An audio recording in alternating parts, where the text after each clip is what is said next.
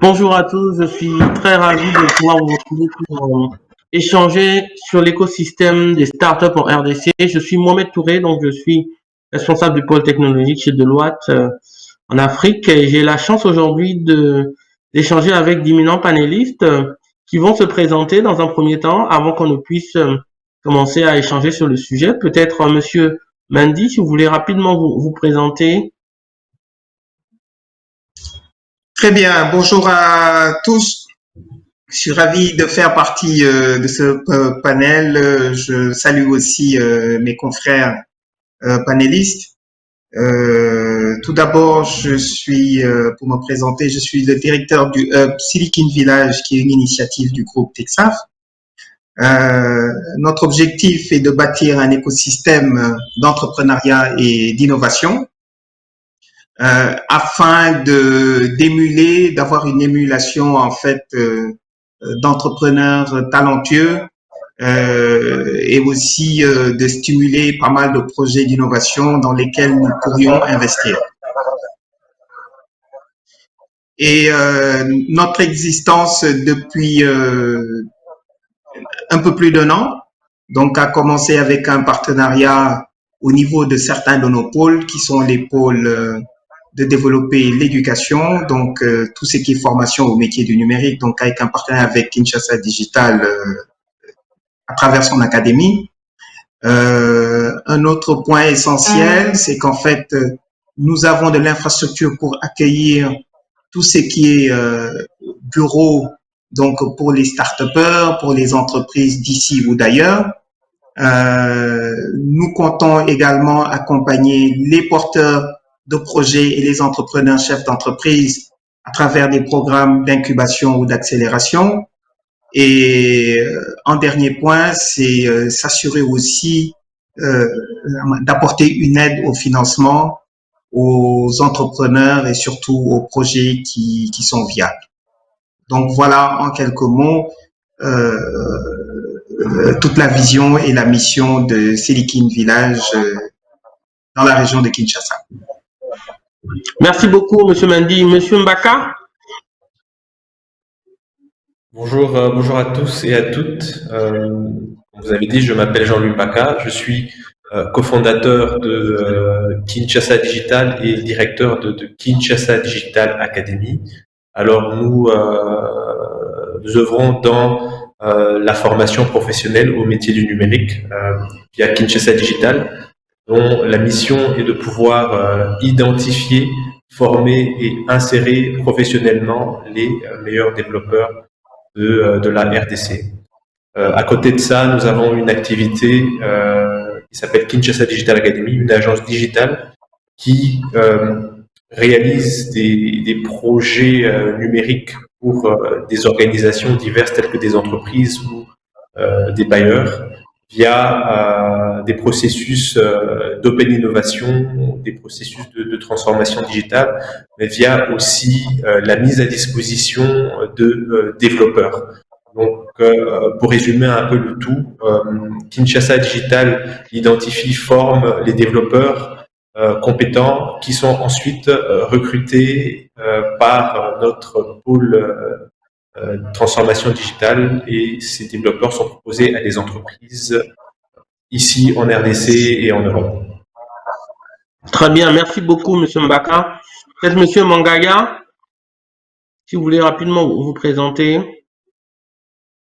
Bonjour, comme vous avez dit, je suis Monsieur Idriss Mangaya, cofondateur du Lumumba Lab, et qui s'est assigné pour mission de lutter contre la fracture numérique existante entre le Nord et le Sud. Et ainsi, nous organisons quelques activités qui poussent les jeunes Congolais à pouvoir s'intéresser d'abord au numérique et à pouvoir en sortir quelque chose de professionnel et se transformer en entrepreneur. En gros, c'est un peu ça qu'on nous faisons depuis 2012 au Lumumba Lab. Et je suis très content de me retrouver parmi ces éminents panélistes dont je connais beaucoup les actions qui fournissent au Congo. Merci. Merci beaucoup, Monsieur Mangaya. Monsieur Mangaya, vous pouvez peut-être vous recentrer parce que vous êtes sur le côté avec la caméra. Monsieur Numbi. Alors, bonjour tout le monde. Je suis évidemment ravi d'être sur ce panel avec évidemment des collègues que je connais de bonne date. Et ça fait toujours plaisir évidemment de se retrouver avec eux. Je suis Berry Numbi, je suis le Managing Director du Centre d'innovation de Lubumbashi. J'en suis aussi cofondateur. Le centre existe depuis décembre 2015. Et en tant que hub, nous offrons deux programmes qui sont axés évidemment sur l'accompagnement des jeunes innovateurs et des jeunes entrepreneurs, dans lesquels évidemment nous les accompagnons dans le développement des produits. À la suite évidemment de ces produits-là, si nous réalisons qu'il y a réellement un sérieux potentiel de marché, nous les accompagnons dans la deuxième phase qui consiste à l'incubation de ces projets en des projets viables. Et donc, au-delà de ça, nous avons des programmes qui accompagnent de manière spécifique aussi ces entrepreneurs dans les réclosions dans l'écosystème, avec évidemment des actions sur les politiques publiques, telles que des actions qui ont été évidemment menées et accompagnées à l'établissement du Startup Act en RDC, parce que nous considérons que l'écosystème, évidemment, c'est l'ensemble de cet accompagnement et aussi du cadre légal dans lequel ces startups œuvrent. Donc, pour résumer en gros, voilà, le centre d'innovation, c'est ça. C'est de l'innovation sur le produit et de l'innovation également sur les modèles économiques qui répondent évidemment aux besoins non seulement locaux, mais aussi des besoins d'expansion pour ces jeunes entrepreneurs.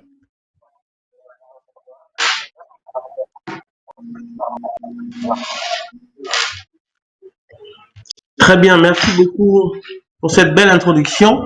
En tout cas, je pense qu'on l'a bien compris, hein, l'écosystème des startups en RDC est très dynamique. Je pense qu'on enregistre environ une douzaine d'accélérateurs et d'incubateurs.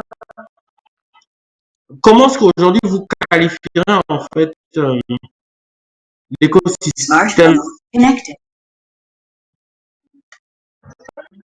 Smartphone disconnected.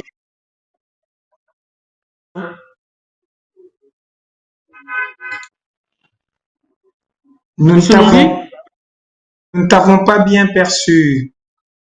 Oui, en fait, je posais une question par rapport à comment est-ce que vous décrirez l'écosystème des startups en RDC, parce que je vois qu'il y a quand même de beaux panélistes autour de la table. Vous intervenez, je pense, dans cet écosystème-là. Et comment est-ce qu'aujourd'hui vous vous décrivez d'un point de vue d'acteur?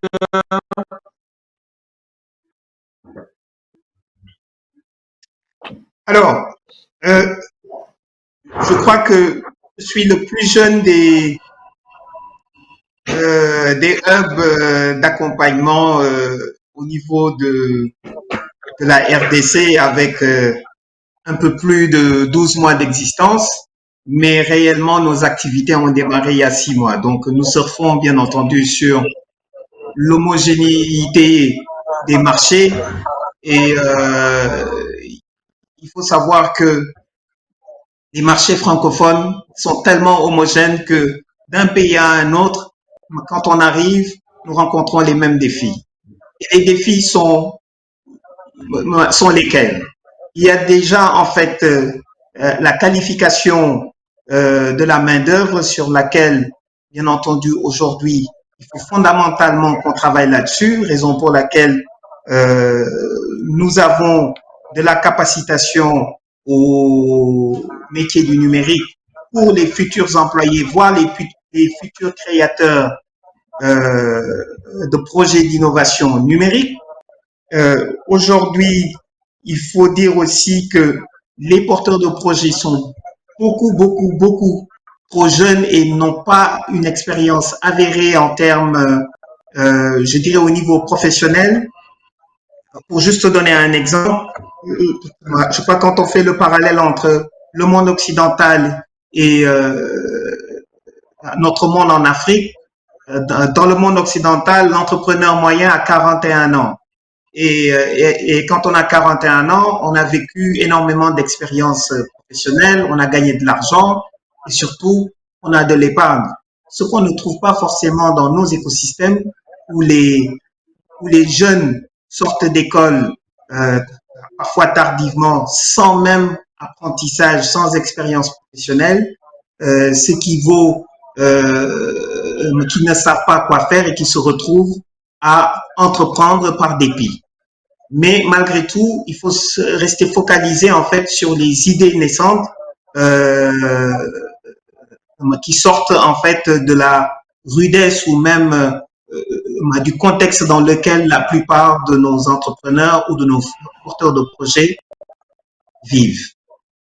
Quand on regarde maintenant dans la vie de l'entrepreneur en tant que tel, c'est un long voyage, mais aussi très périlleux, compliqué, surtout dans la structuration de projets, où il faut les accompagner, parce que malheureusement, le système académique francophone ne prépare pas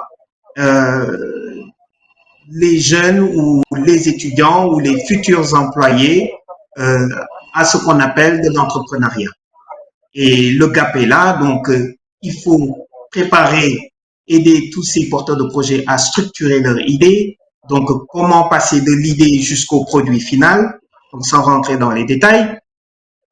Et bien entendu, il y a la mise au marché et aussi tout ce dont il s'agit comme outil de financement, sachant que nos écosystèmes aujourd'hui, entre l'écosystème d'accompagnement et l'écosystème de financement, c'est sans compter l'écosystème aussi de formation, c'est tout un écosystème en fait qui tourne autour de l'entrepreneuriat qu'il faut davantage structurer. Je ne vais pas trop parler, je vais laisser la parole aux autres qui viendront certainement, qui n'hésiteront pas à développer certains points que j'ai pu énumérer vaguement. Oui, en tout cas, tout à fait d'accord avec Mandy sur évidemment les aspects qu'il met en exergue. Mais je puis dire quand même d'expérience qu'il y a une très forte dynamique évidemment qui s'est mise en place entre ce que nous voyions dans l'écosystème il y a 10 ans ou il y a 5 ans. C'est pas exactement ce que nous voyons aujourd'hui. Ça veut dire que nous avons dû batailler très fort au début pour assurer justement cet écosystème dans le potentiel qui existe. Il faut savoir que nous partons d'un état assez zéro dans lequel tout était naissant, dans lequel évidemment le concept lui-même, par exemple de hub, était difficile à comprendre, dans lequel le contexte de l'innovation était difficile à comprendre pour la plupart, dans lequel évidemment les instruments d'accompagnement étaient quasi inexistants. Donc il faut savoir qu'il y a eu une évolution qui est subséquente, en tout cas aux changements qui sont advenus non seulement sur le cadre politique en matière d'appui sur l'exercice en mais également sur l'engouement qu'ont les jeunes eux-mêmes à pouvoir évidemment se prendre eux-mêmes en charge. Ces éléments-là sont quand même un élément extrêmement important dans lesquels on peut voir aujourd'hui, par exemple, que l'ordre des financements des startups est passé de quelques milliers de dollars à des centaines de milliers aujourd'hui, qui prouvent à suffisance qu'il y a une évolution assez significative en cette matière. On constate également aussi rapidement un rapatriement évidemment de compétences, que ce soit dans la diaspora, que ce soit évidemment dans les périphéries, qui permettent de convenir avec nous qu'il y a une maturation qui se met en place, qui évidemment nécessite cette structuration de fonds pour permettre à professionnaliser, on va dire, l'accompagnement de l'entrepreneuriat. Très bien, très intéressant. Hein. Vous avez mis l'accent sur les compétents, donc la diaspora, justement, le système. Il y a eu un plan national numérique qui a été élaboré par l'État, c'est bien ça? Est-ce que vous pensez que cette initiative a aussi permis de pouvoir solidifier justement cet écosystème de start-up en RDC?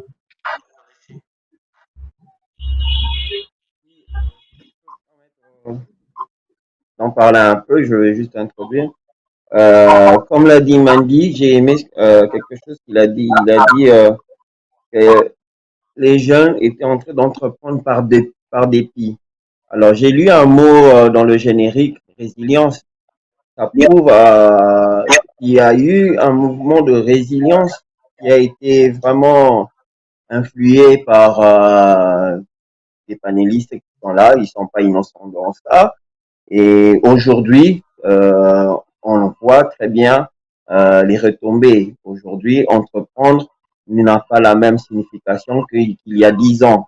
Et aujourd'hui, avec l'élaboration du plan national du numérique, on a la preuve que l'État, donc les politiques, commencent aussi à s'intéresser, à mettre de leurs mains dans la patte de l'écosystème du numérique. Et ce n'est que pour faire avancer les choses de manière assez positive.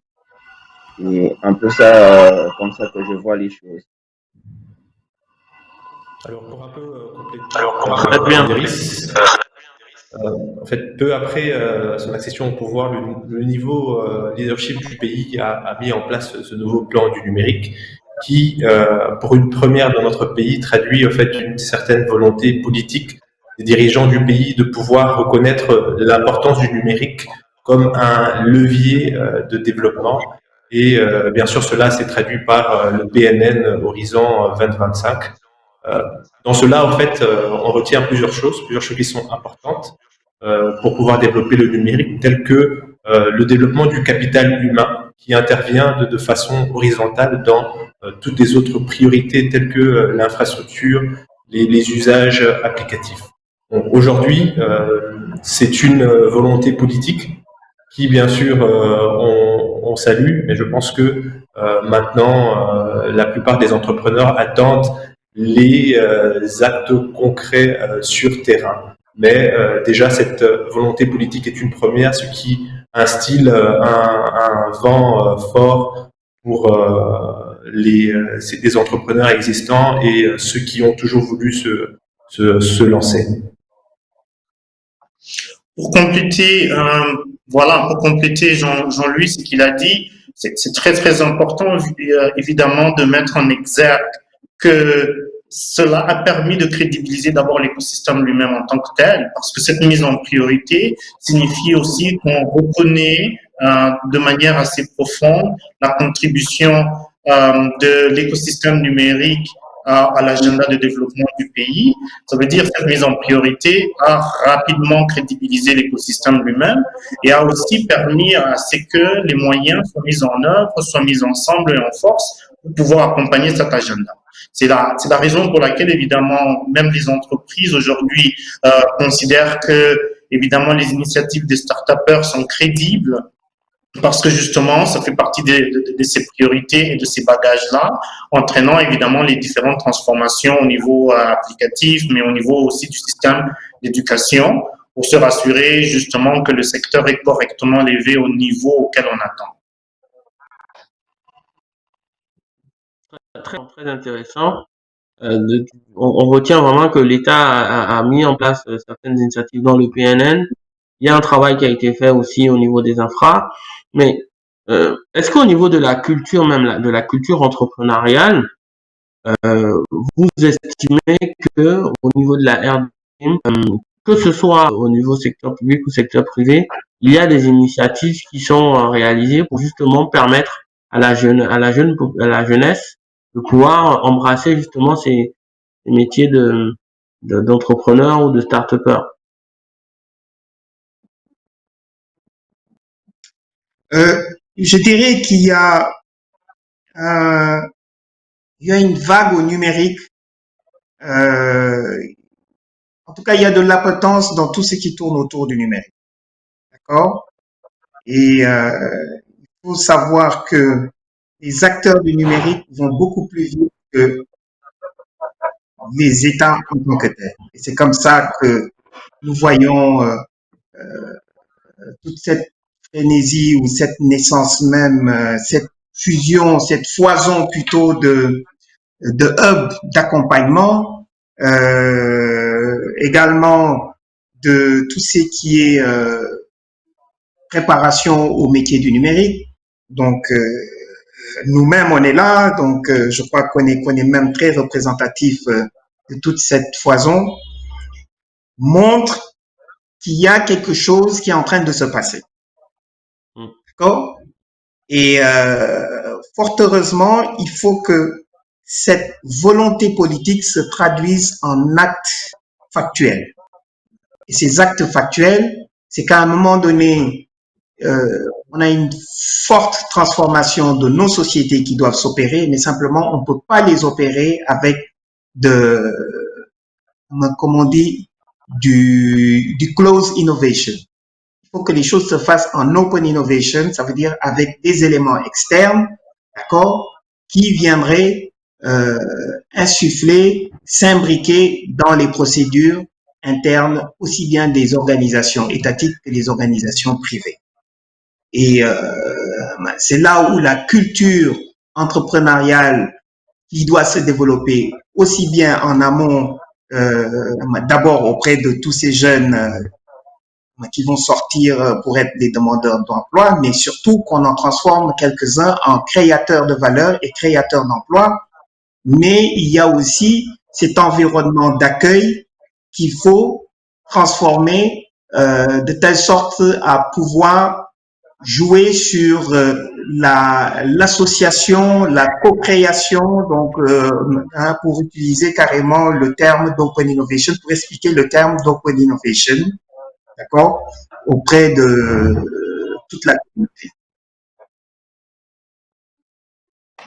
Très bien. Pour enchaîner et rebondir peut-être sur ce que Mandy a dit, bien entendu, il y a un ensemble d'initiatives qui ont été prises et qui sont totalement justement porteuses de cet espoir, mais il est important de savoir que d'un point de vue culture entrepreneuriale, c'est une culture qui existe quand même depuis assez longtemps en RDC. Donc c'est pas tout à fait quelque chose de nouveau, et ça c'est réellement attaché aux caractéristiques démographiques de notre société. Et il y a beaucoup de jeunes, et beaucoup de jeunes évidemment pour retrouver un emploi, s'ils ne savent pas en trouver, ils sont obligés de se débrouiller au jour le jour, devenir entrepreneurs de fait.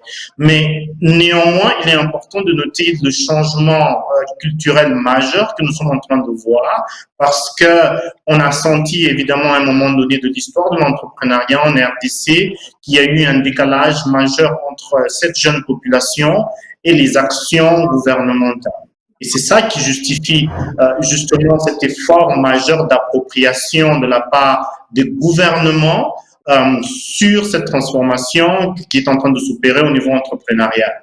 Donc, c'est très important de recadrer un peu cet aspect culturel dans lequel on a les vitesses du secteur privé, les vitesses des secteurs publics et des jeunes eux-mêmes en tant que moteurs de cette transformation qui commencent à synchroniser parce qu'une vision se met en place. Et c'est la raison pour laquelle, bien entendu, il est important que cette synergie existe, que ce dialogue existe, que cet entrepreneuriat de fait prenne forme de manière un peu plus systématique. C'est ça, et juste pour te compléter, Berry, c'est là d'où l'importance des différentes structures d'accompagnement. Comme tu as dit, dans nos sociétés, on a toujours eu cette culture entrepreneuriale qui s'est toujours manifestée de façon informelle. Et d'où l'importance des structures d'accompagnement telles que la Silicon Village ou Kinshasa Digital Academy, qui sont là pour professionnaliser cette culture entrepreneuriale qui a toujours existé. Très intéressant. Moi, j'aimerais dire sur le point de M. Nombi tout à l'heure.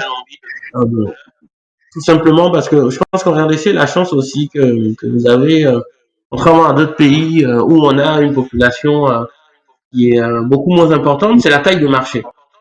La taille du marché, je pense qu'en RDC, on a quand même plusieurs habitants qui sont les cibles potentielles. Comment est-ce que vous pensez que l'écosystème, justement, peut aider à construire des champions nationaux et dans un premier temps, Et ensuite, dans un second temps, exporter justement ce savoir-faire ou cette technologie, cette innovation au-delà des frontières de la RDC.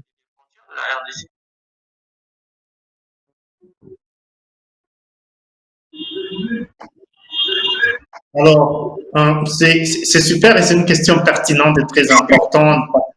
Évidemment, le marché il est très grand, mais en même temps, dans cette approche de bâtir des champions nationaux, il est très clair qu'il est important non seulement de les accompagner, mais de pouvoir quand même les recadrer sur les priorités nationales. Ça veut dire que l'accès au marché est l'élément premier qui permettrait justement à ces jeunes entrepreneurs de pouvoir réellement bâtir des solutions nationales suffisamment fortes et qui puissent évidemment les permettre aussi de croître assez rapidement. C'est pour ça que structurer autour des structures d'accompagnement, de leur mettre en place évidemment des acteurs qui ont une expérience et qui ont évidemment un entendement de la pertinence de leurs actions, de leurs solutions sur le marché est réellement important. Donc, les accompagner déjà à au moins se saisir et s'approprier des marchés locaux en leur donnant des accès beaucoup plus sérieux permettra justement de rapidement ces champions nationaux sous l'égide évidemment des gouvernants, sous l'égide évidemment des acteurs qui font partie de cet écosystème. Moi, je vais renchérir en disant Allez, qu'il juste faut pour ajouter. à créer des champions nationaux. Je ne pense pas qu'il y ait des champions qui sortent de terre comme ça sans qu'il y ait le support de spectateurs avertis. Et pour dire spectateurs avertis, c'est aussi bien des investisseurs, c'est aussi bien l'État, et c'est aussi bien aussi des consommateurs. Donc, mais les consommateurs restent quand même attirés par des produits accessibles et de grande qualité. Donc là, je pense qu'il ne faut pas qu'il y ait de compromis sur ces aspects de finalité auprès des consommateurs. Par contre, pour tout ce qui est investisseur, État, il faut qu'il y ait en fait cette ambition de préférence nationale au départ, mais de telle sorte à ce qu'ils se rendent, toute cette préférence nationale a des limites aussi. Parce qu'il faut pouvoir juste mettre certains entrepreneurs le pied à l'étrier, mais pour qu'ils développent aussi leur compétitivité auprès d'autres acteurs. L'accompagnement, lorsque moi personnellement je l'ai découvert il y a quelques années au Sénégal, j'ai compris que c'est quelque chose sur laquelle il fallait énormément investir depuis le temps, depuis qu'on avait d'abord des PME, donc pour déjà créer des PME, de grandes PME et toutes ces grandes industries qui ont disparu, qui ont connu le plafond de verre et qui n'ont pas pu aller au-delà parce qu'ils n'ont pas pu s'adapter en fait à toutes ces transformations économiques ou de nos sociétés. Et l'accompagnement est fondamental.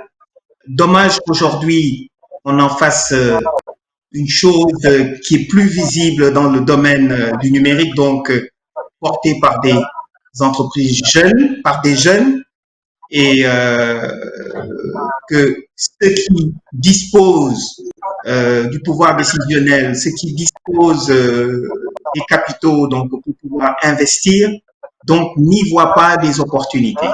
Et donc, il y a matière à davantage investir dans la capacitation de toutes ces entrepreneurs et de ces entreprises en finançant l'accompagnement. Il est fondamental de financer l'accompagnement parce qu'en fait, c'est juste renforcer les équipes dirigeantes de toutes de ces artisans, de ces PME, de ces startups, quel que soit le nom en fait de ces organisations, qui ont besoin d'être renforcées techniquement, stratégiquement, pour pouvoir non seulement croître, mais aussi se développer, donc pourquoi pas jusqu'à l'export. Voilà.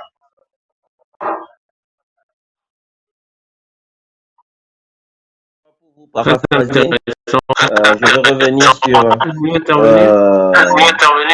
oui, je voudrais revenir sur l'implication des gouvernants à ce sujet-là de fabrication d'échantillons. Parce que ce que l'on constate, c'est que nous, en tant que structure, tous les panélistes qui sont là, chacun fait l'effort d'emmener et d'arriver à créer des champions nationaux. Mais du côté des gouvernants, on est encore à l'étape des discours qui ne sont pas encore qui ne se sont pas encore transformés en faits réels. Et c'est un peu le petit couac qui fait que chacun, lorsqu'on a entendu la question, on a un peu beaucoup réfléchi pour se lancer la réponse, je crois. Voilà. Merci beaucoup, Monsieur Mangaya. Je rajouterais même, si vous permettez, je rajouterais même qu'il faut transformer les États, transformer de telle sorte qu'on ait des intrapreneurs à l'intérieur en fait des organisations étatiques, pour qu'elles puissent comprendre tous les enjeux économiques qu'il y a. La bataille, elle est économique aujourd'hui. Et ça doit être porté par le privé, donc l'entrepreneuriat, et l'État doit jouer son rôle donc pour soutenir non seulement la création de valeur, les entrepreneurs qui ont le courage de mettre le prêt à l'étrier, mais après, c'est comme on dit, les couveuses, c'est du babysitting qui doit se faire.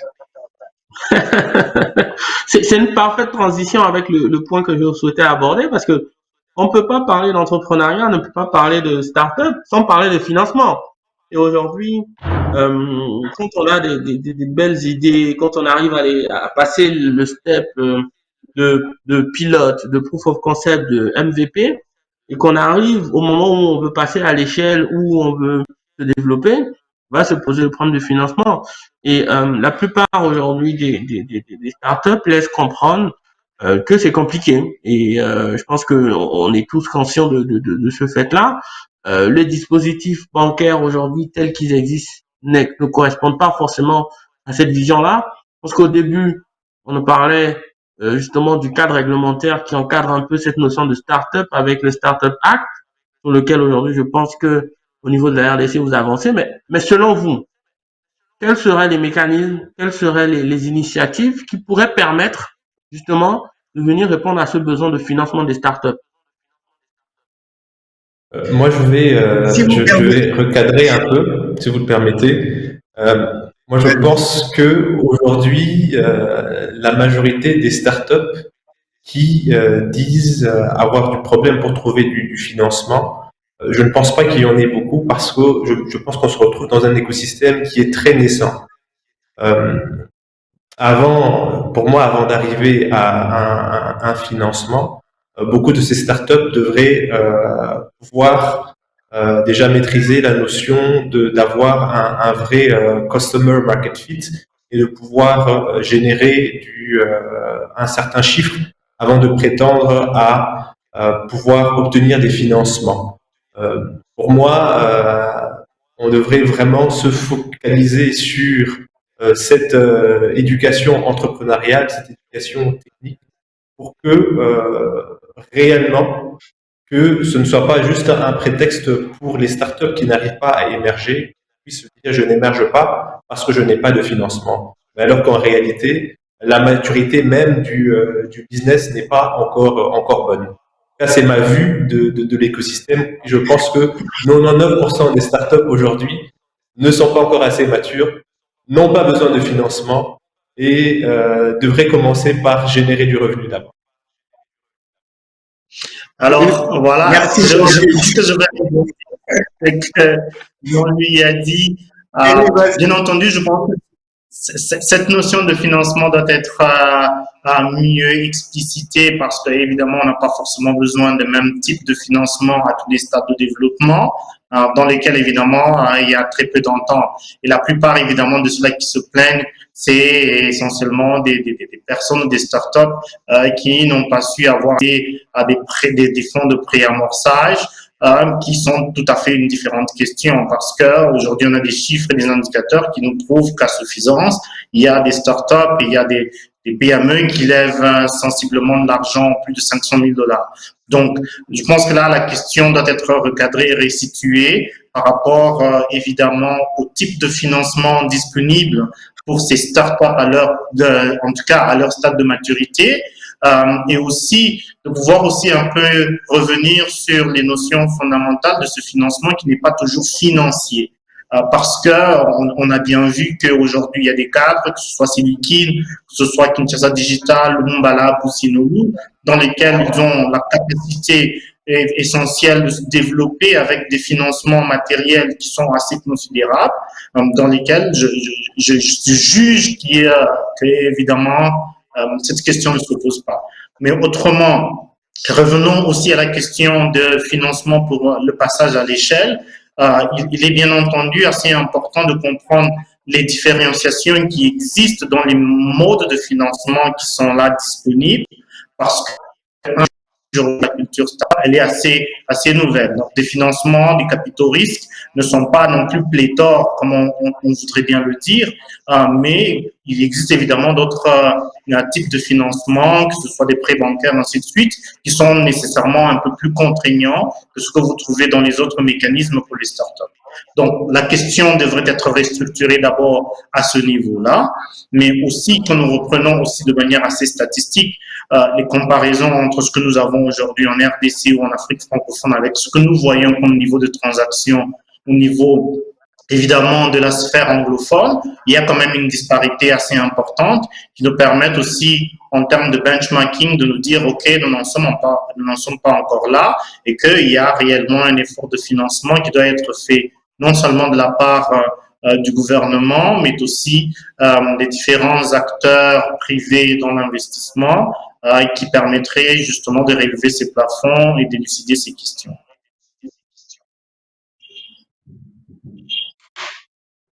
Très bien. Alors, moi, j'ai une toute autre approche. Je vais aborder les choses en posant des questions. Qui finance-t-on aujourd'hui? Qui voit-on comme entrepreneur aujourd'hui? Est-ce que nous parlons aux réels entrepreneurs chefs d'entreprise? Parce qu'il faut dire que je suis d'avis avec les commentaires des prédécesseurs. Effectivement, un entrepreneur doit s'assurer qu'il a un MVP, d'accord, qu'il a même un peu de chiffres pour pouvoir prétendre à attirer des investisseurs. Mais je reviens encore sur est-ce que le profiling des entrepreneurs est bien fait? Est-ce que nous arrivons à travers toutes les plateformes d'accompagnement que nous mettons en place à identifier des vrais entrepreneurs qui ont de vraies idées et qui ont des projets viables et qui sont bancables? Bancables avec tout ce que ça nécessite comme élément de due diligence. Si nous nous en remettons à cette rage de cette jeunesse entreprenante qui n'a jamais travaillé, qui n'a pas de ressources, qui n'a pas de love money, parce qu'il faut rappeler aussi les éléments de toutes les formes de financement d'entreprise. Les gens parlent de love money. Love money, c'est lorsqu'on a dans nos familles des gens qui nous offrent de l'argent ou qui nous prêtent de l'argent, etc. Tous ces concepts importés d'ailleurs, donc, ne sont pas présents dans nos sociétés parce que nos jeunes entrepreneurs n'ont pas de cash pour financer les belles idées qu'elles ont. Que doit-on faire? Pour moi, ce chaînon manquant dans ce processus, c'est ce qu'on appelle les seed stars, donc c'est sous forme de fonds d'amorçage qu'il faut bâtir. Il faut que nous développons davantage que nous ayons des business angels, d'accord, que nous ayons des fonds de capital risque pour au moins insuffler ces premières pierres, pour au moins insuffler cette partie que l'on appelle prototype et tout dans le processus de création parce que les jeunes n'ont pas foncièrement, c'est comme ça que la plupart des jeunes se retrouvent de plateforme en plateforme en entrant dans les concours, mais l'accompagnement doit commencer aussi par la mobilisation de fonds pour travailler sur ces idées naissantes, sur ces pépites, pour que demain, qu'on ait au moins de vrais produits qui deviendraient en fait des entreprises. Voilà le challenge que nous avons en général dans la plupart de nos écosystèmes, d'accord? Je le dis parce que cet écosystème est le même, nos écosystèmes sont homogènes et nous n'avons pas de business angeling qui se développe, nous n'avons pas assez de fonds d'amorçage et une des solutions, c'est de voir comment mobiliser certains bailleurs qui seraient prêts à mettre à disposition des fonds d'amorçage, mais un fonds d'amorçage, ça va avec de l'accompagnement pour être sûr de gagner du développement, de la croissance ou même de l'avancée dans la R&D dans lesquelles en fait certaines startups se lancent. Voilà. Très intéressant, je pense qu'on est complètement en phase. Il s'agit bien d'avoir passé l'étape du MVP et d'avoir démontré que l'innovation, son produit est viable et d'aller au niveau supérieur. Peut-être revenir un peu sur l'aspect réglementaire. On n'en a pas beaucoup parlé, mais quel est votre point de vue à vous? Parce que très souvent, on a l'impression qu'il est difficile d'échanger avec des banquiers ou avec des autorités parce qu'ils comprennent pas toujours ce qu'on fait quand on lance une start-up, on comprend pas toujours le métier. Et du coup, est-ce qu'il existe aujourd'hui en RDC des plateformes qui permettent aux start-upers, aux entrepreneurs de pouvoir échanger avec des structures telles que les vôtres ou encore avec des structures d'État?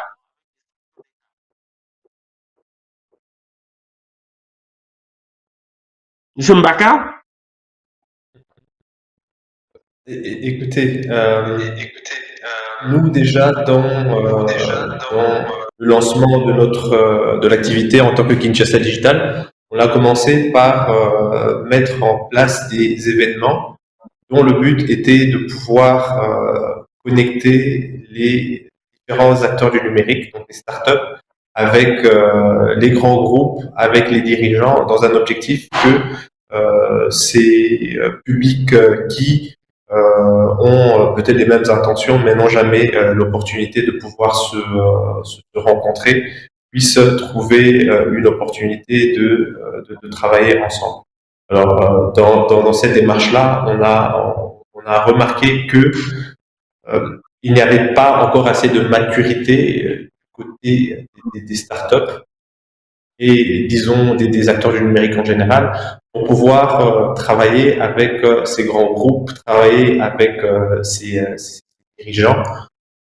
Je pense qu'il y a lieu de pouvoir d'abord les accompagner en termes de capacity building et ensuite, bien sûr, continuer à nourrir ces plateformes d'échange entre ces différents publics, parce que ce n'est que comme ça que la startup comprendra le besoin et les requirements auxquels elle doit se hisser pour pouvoir travailler avec un gouvernement, travailler avec une entreprise, quels sont les requirements pour arriver à obtenir un financement, par exemple. Donc voilà un peu ma contribution sur ce point. Pour rebondir sur ce que Jean-Louis dit, au niveau du centre d'innovation, ce que nous avons vu, par exemple, parce que nous avons une démarche qui est centrée sur l'innovation, ce que nous avons vu, qu'il y a évidemment des besoins qui doivent être sectorisés parce que les besoins ne sont pas tout à fait les mêmes. Quand nous parlons, par exemple, du numérique, il faut comprendre que le numérique est assez jeune et ça reste un secteur assez compétitif dans lequel, avec le cadre de la R&D qui n'est pas tout à fait développé, avec les infrastructures qui ne sont pas très développées, il est évidemment difficile de pouvoir faire des produits suffisamment compétitifs par rapport à ce que les entreprises peuvent trouver ailleurs. Donc le marché est assez vaste dans ce cadre-là. Mais par contre, quand vous y revenez de manière un peu plus, on va dire, sectorisée, vous retrouverez évidemment qu'il existe des plateformes qui soient comme dans l'agriculture, dans lesquelles, évidemment, il y a un peu plus de maturité que ce qu'on retrouve dans le numérique, qu'il est important de comprendre comment le numérique s'appuie ou appuie évidemment des initiatives et des capacités existantes. Je pense que dans cette démarche-là, on retrouve évidemment des réseaux dans le secteur de l'agriculture, par exemple, qui sont suffisamment développés, mais qui n'ont pas forcément l'approche start-up. Et je crois que c'est la justification de ce cadre réglementaire dans lequel on définit de manière un peu plus claire ce que nous entendons par start-up et ce que nous entendons par une PME. Parce que dans ce contexte-là, il y a des énormes différences, même en matière d'accès au financement, même en matière de définition des champs d'action. Donc, c'est très, très important de recadrer très rapidement ces besoins des capacités sur la nature sectorisée. Vous verrez par exemple que, bon, l'historique évidemment du développement de l'accompagnement, on commence toujours par un stade générique pour tout le monde. C'est très facile de pouvoir éduquer les entrepreneurs sur les bases, qu'il soit, il faut développer un MVP, qu'il faut faire ABC, mais par contre, quand il commence à passer à l'échelle, ce n'est pas n'importe quel mentor, il faut un mentor spécialisé dans son secteur. Et là, nous parlons plutôt de l'accélération qui définit des besoins qui sont totalement différents de ce que nous rencontrons sur une jeune pépite qui est encore au stade d'idée. Donc, à ce stade-là, il est très, très important de restructurer et de comprendre les besoins spécifiques à chaque étape de développement et de ne pas essayer d'imbriquer une solution globale pour tout le monde et de mettre toutes les startups dans le même sac alors que les besoins ne sont pas tout à fait les mêmes. Si, il y a la spécificité du besoin. Je vois on a abordé pas mal de notions. Je suis vraiment content d'avoir pu échanger là sur ces différents sujets. D'ailleurs, un petit coucou aux personnes qui sont à Aix-en-Marseille et qui nous suivent. Peut-être un dernier mot pour pouvoir peut-être donner vos recommandations sur justement comment est-ce que vous pensez on devrait justement faire évoluer que ce soit les mécanismes, quels sont les éléments qui pourraient permettre justement d'accélérer l'écosystème des startups au niveau de la RDC. Peut-être un petit mot pour la fin. Si chacun peut me donner son petit point de vue par rapport à ça, s'il vous plaît. Monsieur Mangara, peut-être, pour commencer.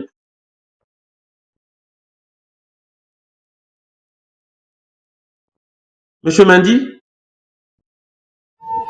Oui.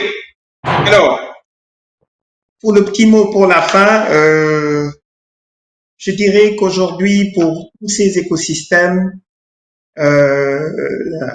qu'ils soient sectoriels ou pas, je crois que ce qui est important, c'est de pouvoir les accueillir. D'accord?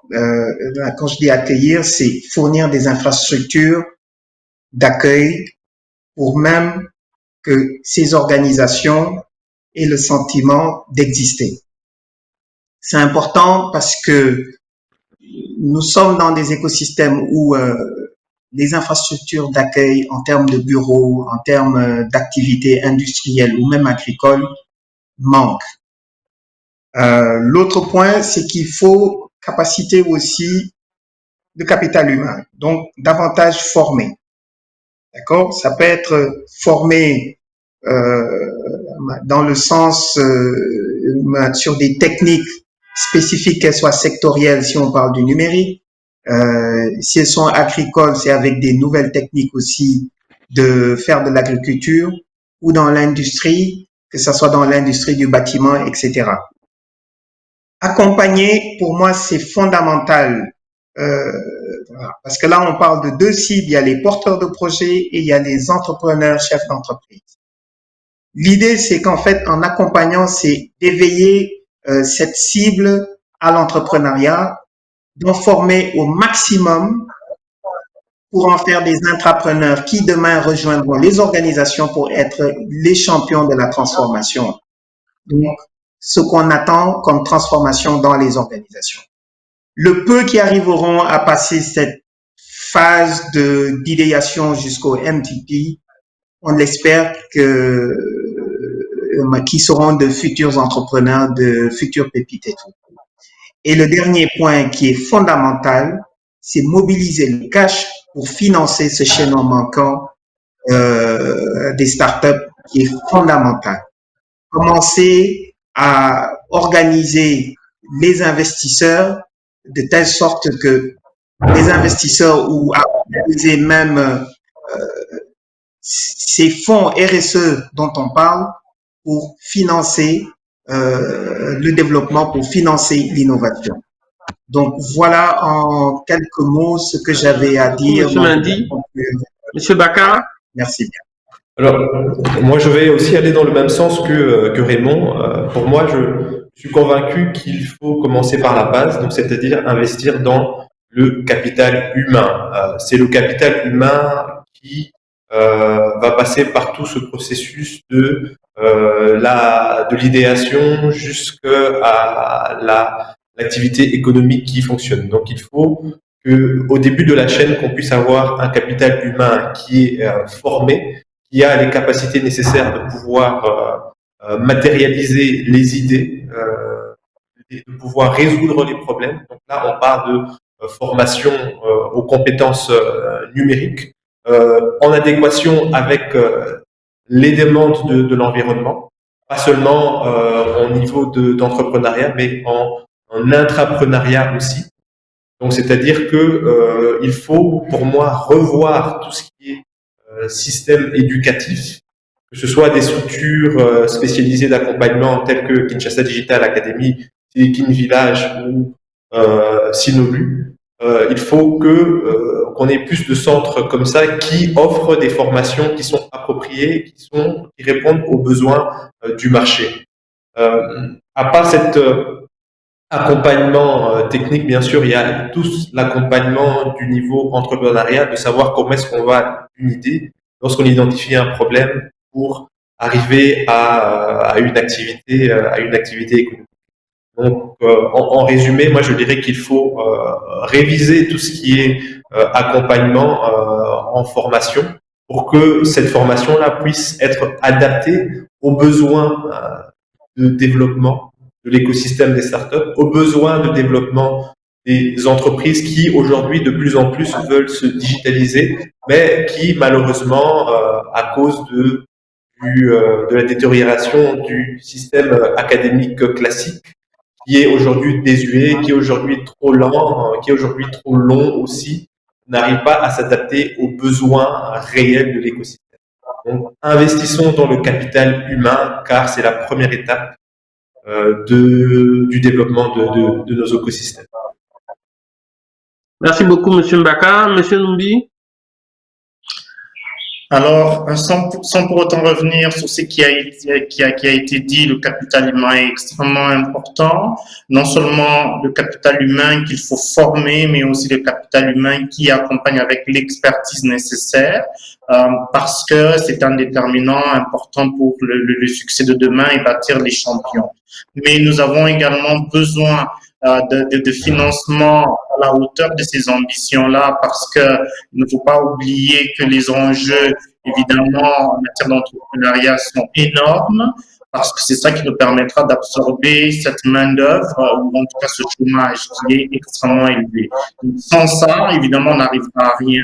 Donc, il faut qu'il y ait un effort, extra effort qui est fait, et non seulement par les investisseurs, mais par le gouvernement, par les différents acteurs, pour se rassurer qu'il y a un avenir pour cet écosystème et qu'il va absorber les réels problèmes auxquels font face les entrepreneurs locaux qui existent.